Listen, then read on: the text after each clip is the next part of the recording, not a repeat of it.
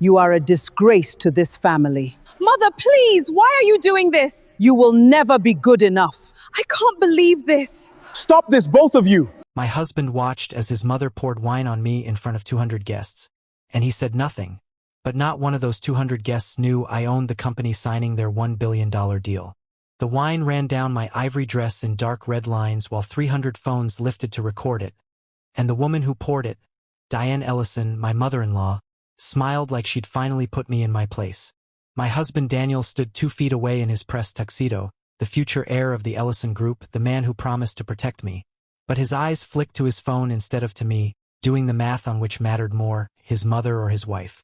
They thought I was the quiet one, the woman who watched from the back of the ballroom, the wife who didn't belong in a room full of billion-dollar handshakes. Diane had spent 4 years looking through me instead of at me, and tonight, under those crystal chandeliers, she wanted the whole room to watch her do it.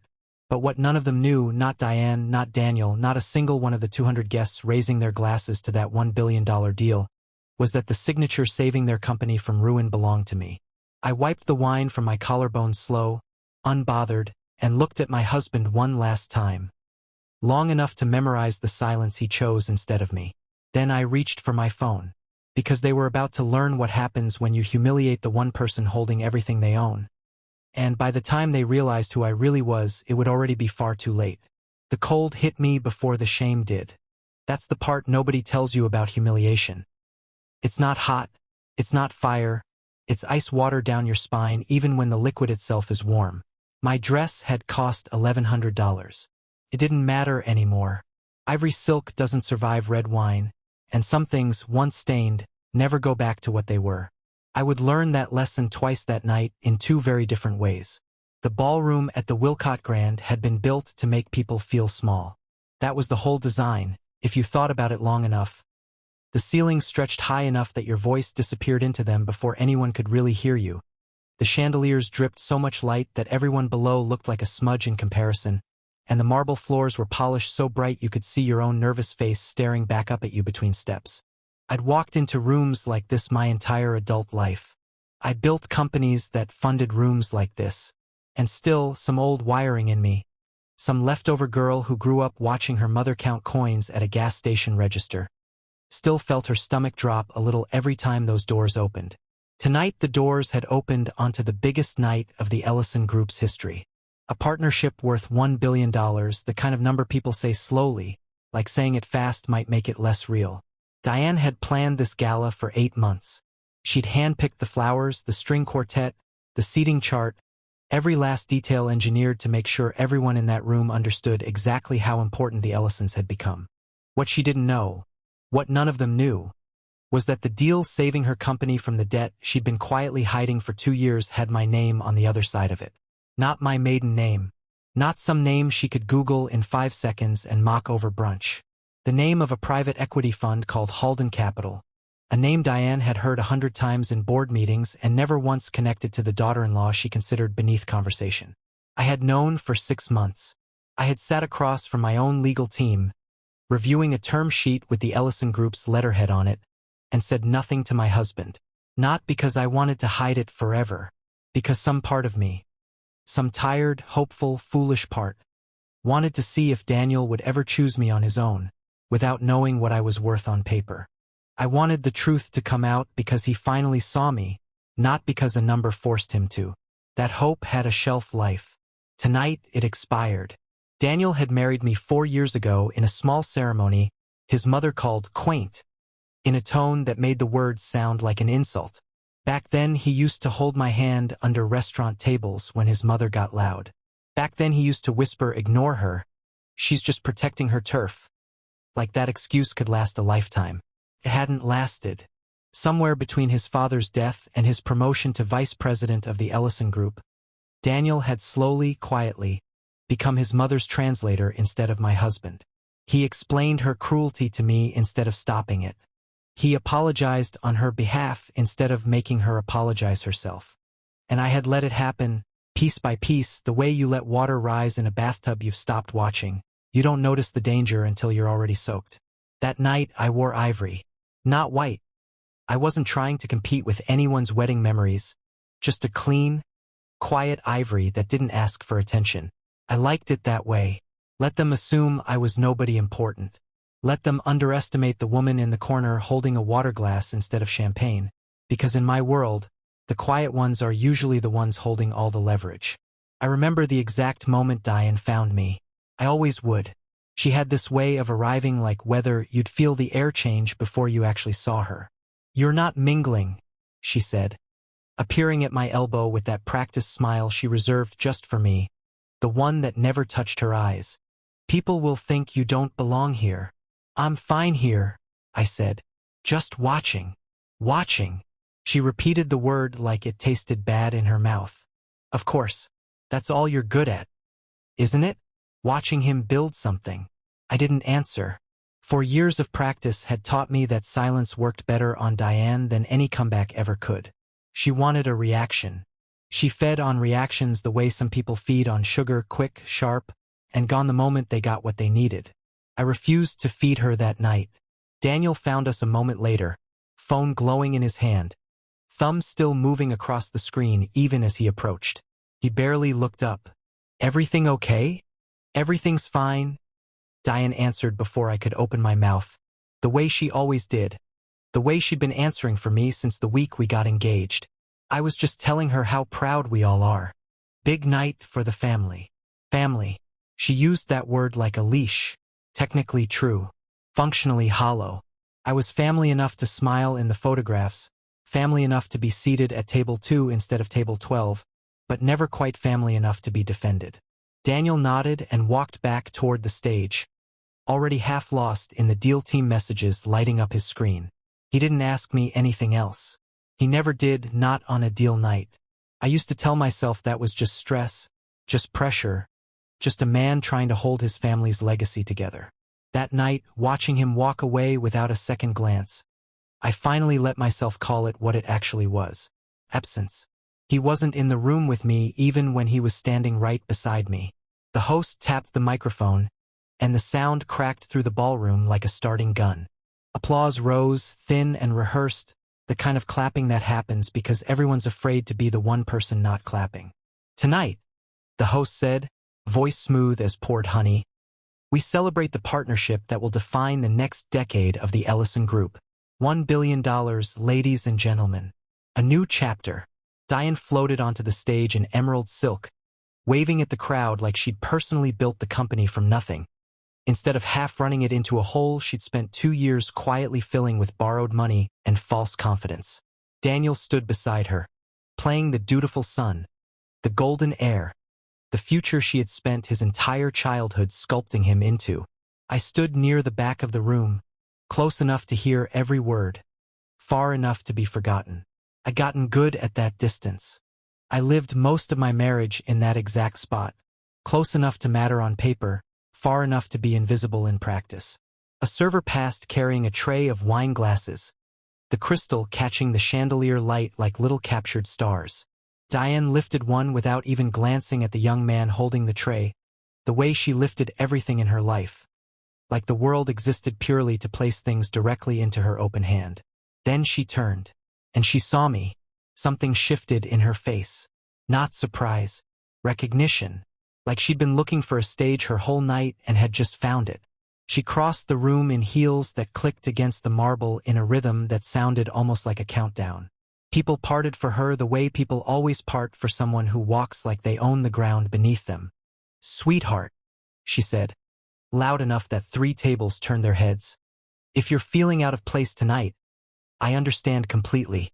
This crowd isn't really your world, is it?" A ripple of attention moved through the nearest guests. Not quite laughter, not quite silence. That specific, uncomfortable middle ground where people pretend not to listen while listening entirely. "I'm exactly where I want to be," I said, and I meant it more than she could possibly understand. Her eyes narrowed, the way they always did when I refused to shrink the way she expected. She turned toward Daniel, who had drifted closer during the toast. Phone finally lowered, watching now. Actually watching. For the first time in months, maybe years, his attention landed fully on me, and it landed one moment too late to matter. "Daniel," Diane said, voice honey-sweet and poisoned underneath. Your wife seems a little confused about which conversations are meant for her. She lifted the wine glass a few inches higher, testing the room's attention like an actress testing a spotlight before her big scene. Maybe she needs cooling off. I saw it before it happened. I saw the tilt of her wrist, the small adjustment of her fingers, the exact angle a person's hand takes right before they decide to hurt someone on purpose and call it an accident later. I had half a second to step back. I didn't take it. Some stubborn, tired part of me wanted this moment to happen exactly the way it was about to happen, because I needed him to see it with his own eyes, not hear about it secondhand, not have the chance to soften it into something smaller than it was. The wine hit my chest in a warm, sudden wave, and then turned cold almost instantly against the ivory silk. Dark red bloomed down the fabric in thin, spreading lines, like something breaking open from the inside. Gasps cracked through the nearest tables. Somewhere to my left, a phone lifted, then another, then 5 more, screens glowing like little watchful eyes catching every second of it. Daniel didn't move. That's the part that stayed with me longest. Not the wine, not the stares, not even Diane's smile, sharp and satisfied, like she'd finally balanced some invisible scale she'd been keeping in her head for 4 years. It was Daniel, 2 feet away, close enough to reach me in a single step, standing completely still while his mother poured wine down his wife's dress in front of 200 people who all worked for, invested in, or hoped to profit from his family's name. He didn't step forward. He didn't say her name in that sharp, warning tone husbands are supposed to have ready for exactly this kind of moment. He didn't even reach for a napkin. His eyes flicked once toward his mother, once toward me, and then, I watched it happen. I will never forget watching it happen, down to the phone still glowing in his hand, like some part of him was doing quiet, cowardly math on which relationship cost him less to protect. Someone near the bar whispered, just loud enough to carry, "Did that woman really just?" Diane laughed under her breath, soft and pleased. The laugh of someone who believed she just won something important. Maybe now she'll remember her place. I lifted 2 fingers to my collarbone and wiped the wine away slowly, deliberately, the way you move when you refuse to let a room see you rattled even when your whole chest feels like it's caving in. I straightened the strap of my dress, and then I looked at Daniel. Just looked at him. I didn't say a single word because I didn't need one. I needed him to see my face in that exact moment and understand, without any confusion, that I was memorizing this. Memorizing his silence. Filing it away permanently, the way you file away the last time something breaks so completely it can never be repaired the same way twice.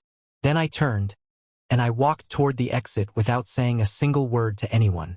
A server near the wall whispered to another as I passed, low enough that he probably thought I couldn't hear it. That woman just walked out like she owns the whole place.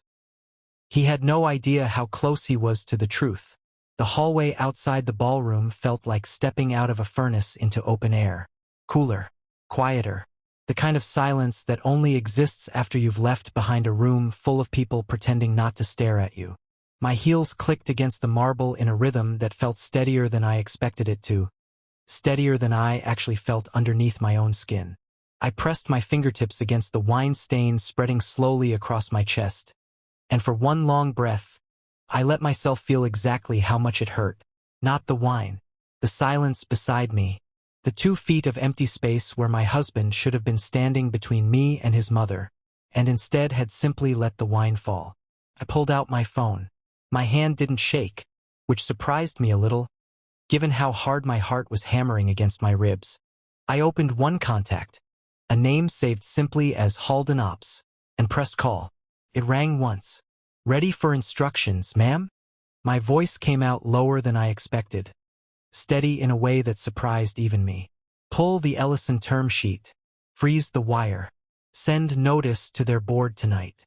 There was a small pause on the other end, the kind of pause that meant someone was double-checking they'd heard me correctly before committing something this large to motion. Understood. Effective immediately? Effective the moment I hang up. I ended the call. No tears yet. No shaking. Just motion, quiet and precise, the way I'd trained myself to move through every crisis since the day I first learned that nobody was coming to save me unless I built the kind of power that made saving myself unnecessary. Behind me, through the heavy ballroom doors, The string quartet kept playing for another 4 minutes before the first phone buzzed loud enough to interrupt the music entirely. I didn't go back inside. I didn't need to see it happen to know exactly what was about to unfold in that room. The confusion, the whispered questions, the slow, sick realization crawling across 200 faces as they understood, one notification at a time, that the deal defining their entire evening had just been pulled out from underneath them by a woman they'd assumed was nobody. I walked toward the lobby instead, past a valet who rushed toward me with keys already jingling in his hand, an offer I waved away with one raised palm. "Walking's fine," I told him, and he stepped back, visibly unsure what he'd just witnessed, sensing something in the air he couldn't quite name. Outside, the cold night air hit my skin and cleared my head in a way the ballroom's perfumed warmth never could. I stood on the top step of the Wilcott Grand, wine drying against ivory silk, and looked back once at the glowing windows behind me.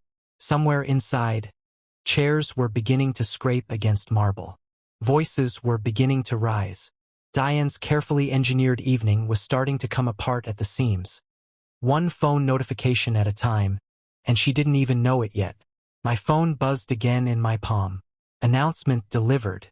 Board notified. I locked the screen and slid it back into my pocket, and for the first time all night, I let myself breathe all the way down into my chest, slow and full, the way you breathe after finally putting down something heavy you've been carrying for far too long. For years, I thought. For years of shrinking myself smaller in every room he walked me into. For years of translating his mother's cruelty into something survivable. For years of waiting for him to choose me without needing a reason bigger than love. Tonight, he'd finally shown me his answer. And now, for the first time since I said, "I do," in a small ceremony his mother once called quaint, it was my turn to answer back. I didn't know yet exactly how far this night would travel, how many boardrooms it would shake, how many headlines it would fill by morning, how completely it would unravel a marriage I had spent 4 years quietly holding together with my own 2 hands while nobody else bothered to help me carry the weight. I only knew one thing with total certainty as I stood on those cold marble steps, wine drying against my skin, phone warm in my pocket, city lights blinking awake around me like the whole world was finally paying attention. Diane Ellison had just poured wine on the one woman capable of ending everything she'd built. And by the time she understood exactly who I was, it would already be far too late to take a single second of that night back. The music died mid-note. Not slowed. Not faded. Died. Like someone had ripped the plug straight out of the wall. 300 heads turned at once. The quartet's bows froze mid-air. Somewhere near the stage, a woman laughed nervously, waiting for the punchline that never came. A man in a gray suit, the Ellison Group's CFO, Walter Briggs, was already moving. Phone pressed hard against his ear, face draining from pink to gray in the space of 10 steps. He didn't walk toward the stage. He ran. He leaned into Diane's ear and whispered 4 words that would end her night, her deal, and eventually, everything she'd spent 30 years pretending was untouchable. The wire just froze. Diane blinked. "What?" Halden pulled the term sheet. 10 minutes ago. "It's gone, Diane. The whole thing." For 1 full second, she didn't move. People who knew her, really knew her, not the version she performed for cameras, would say later that second was the only honest moment she'd had all night. Then the mask snapped back into place. "That's impossible," she said. Too loud. The kind of loud that comes from someone trying to convince a room before they've convinced themselves.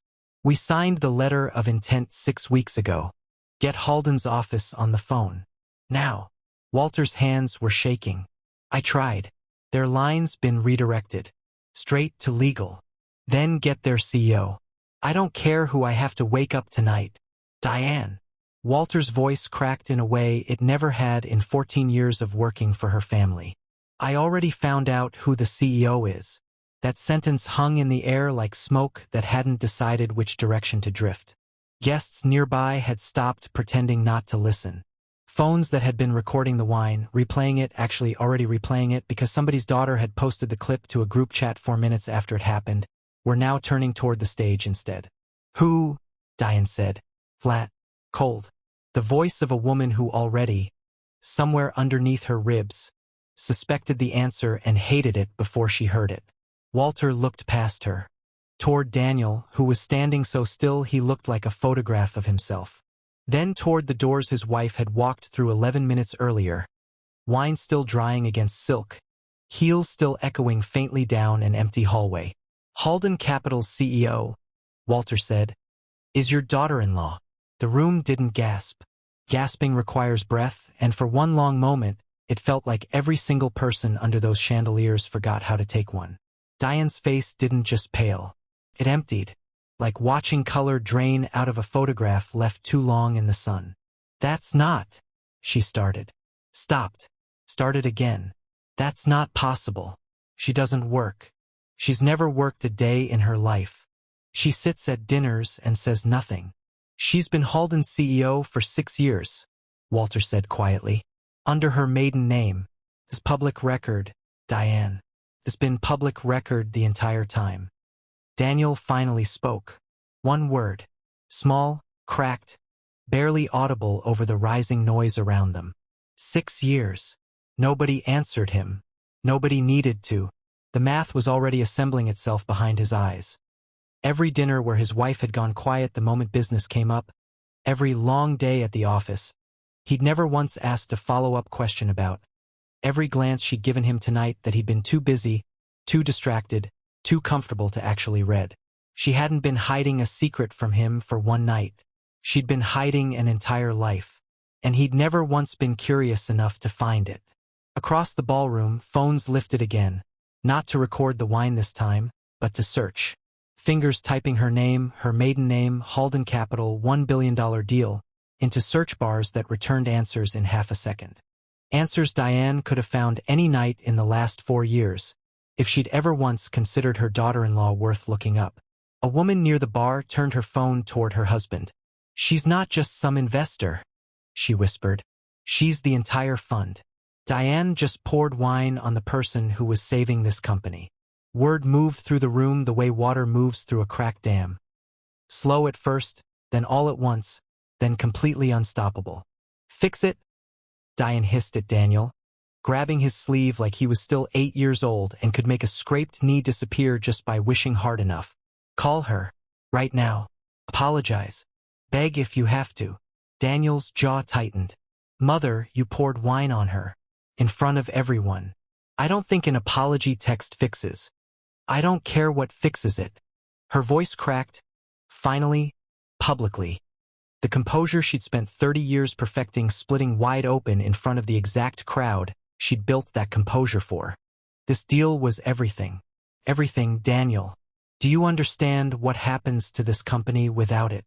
He did understand. That was the terrible part. He understood completely, and for the first time all night, understanding didn't make him move any faster to fix it. Because somewhere underneath the panic, underneath the sudden vertigo of realizing his wife held more power in her name than his entire family's legacy combined, something else was surfacing in him. Something slower. Something that had been waiting 4 years to finally get his attention. Shame. Not shame that his mother had humiliated a powerful CEO. Shame that he hadn't stepped in front of that wine glass for his wife. Full stop, no title required, no net worth attached. Shame that it had taken $1 billion deal collapsing in real time for him to finally understand exactly what he'd let happen to the woman he married. The video was everywhere by then. Someone had captioned it, and the caption spread faster than the footage itself. She stayed quiet because she never needed to be loud. Guests who'd laughed 20 minutes earlier now stared at their own phones like they were holding something radioactive. A woman near the stage lowered her champagne glass without drinking from it, suddenly aware of exactly how it might look in a still-frame screenshot. Diane grabbed Walter's arm hard enough to leave a mark. "Get her on the phone. I don't care what it costs. Get her back in this room." "She's not answering," Walter said. "Legal already confirmed it.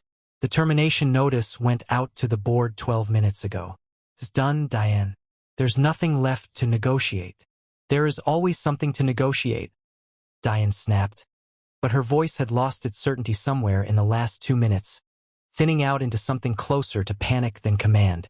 A board member, Harold Pruitt, 71 years old, someone who had sat quietly through a decade of Diane's temper because the returns had always justified the discomfort, pushed through the crowd toward her, face bloodless. "Do you have any idea?" he said, low and furious. "Who you humiliated tonight?" "I didn't know who she was," Diane said. "That's not the question I asked." Harold's voice didn't rise. It didn't need to. "The question is whether it would have mattered to you if you had known. And every person in this room already knows the answer." Diane had no response for that. For the first time in longer than anyone could remember, Diane Ellison had absolutely nothing to say. Daniel stepped away from both of them, phone finally raised, not to check messages this time, but to call his wife. It rang. Once, twice, 4 times. Straight to voicemail. He tried again. Same result. He stood there in the middle of the collapsing gala, tuxedo pressed, name still on every screen in the building, and felt, for the first time in his adult life, completely powerless. Every lever he'd ever pulled had worked because of his last name. Tonight, his last name was the exact reason nothing worked at all. Outside, 3 miles away, I sat in the back of a car with the privacy screen up, wine drying stiff against silk, phone silent in my lap by choice, not circumstance. I watched 5 missed calls stack up on the screen. I let every single one go to voicemail, not out of cruelty, out of clarity, because some conversations need silence first, before they can hold any honesty later. And Daniel needed to sit inside that silence a little longer than he was comfortable with, needed to feel exactly what 4 years of being unseen had felt like, condensed into one very long, very expensive night. My phone buzzed once more. Not a call. A message from Walter Briggs, forwarded through my own legal team, who had every line into that ballroom that mattered. "Board is in full panic. 3 members have already resigned via email. Stock will open red tomorrow. Diane Ellison is asking to speak with you directly." I read it twice. Then I typed back 4 words of my own. Not tonight. Not yet. Because the wine had already dried. But the bill, the real one, the one that had been quietly accumulating for 4 years of silence, for years of small dismissals, for years of watching my husband choose comfort over courage, that bill hadn't even started coming due. Not yet. Morning didn't arrive gently.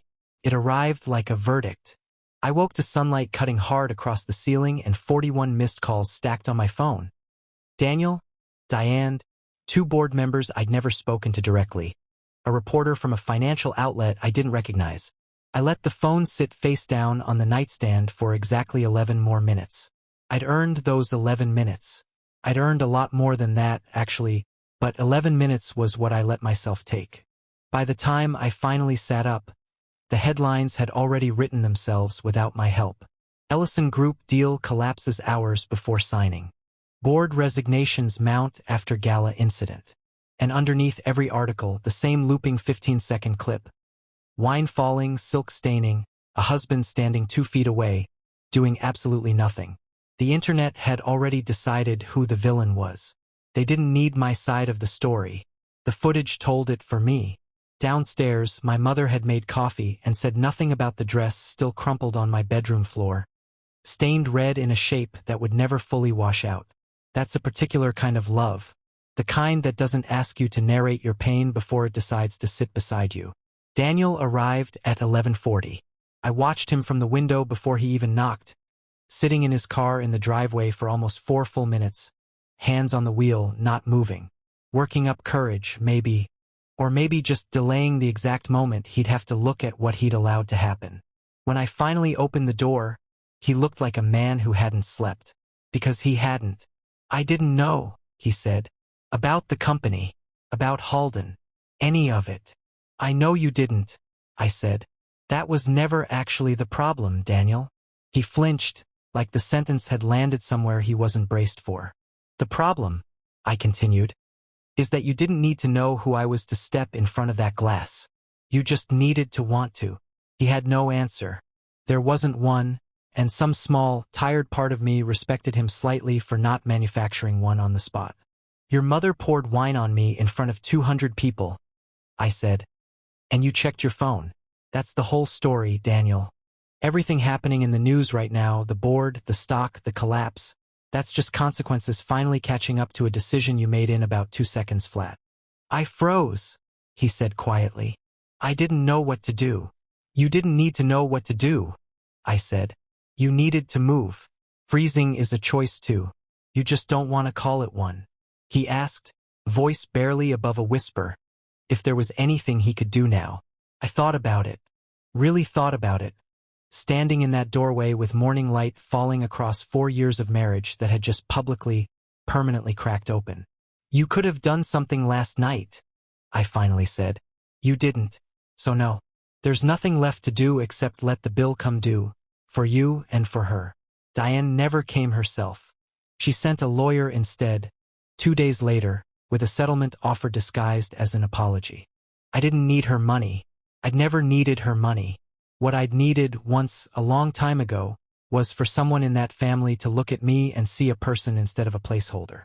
That request had expired the moment the wine hit my chest, and no amount of legal paperwork was going to resurrect it.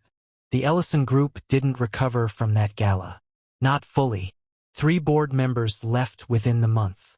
The stock stabilized eventually, lower, humbled, permanently marked by one viral clip that outlived every press release trying to bury it. Diane stepped back from her public role a year later. Quietly, without ceremony, the exact opposite of every entrance she'd ever made in her life. Daniel and I signed our divorce papers on a gray Tuesday in October. He asked me, right before we both put down our pens, if I'd ever loved him at all. Completely, I told him. That was never the question. The question was whether love was ever going to be enough to make you brave.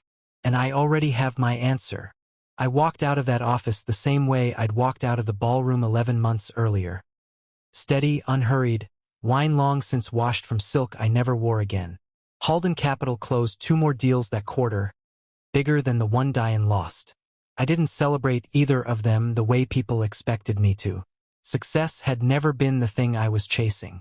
Being seen was, and I'd finally, fully seen myself, which turned out to be the only recognition that had ever actually mattered. So here's what I keep coming back to, and maybe you will too. How many people in our lives do we let stay silent, over and over, in small moments nobody else even notices, simply because speaking up once, just once, would cost them a little comfort? And how long do we wait, how much of ourselves do we quietly spend, before we finally stop asking someone to choose us, and start choosing ourselves instead?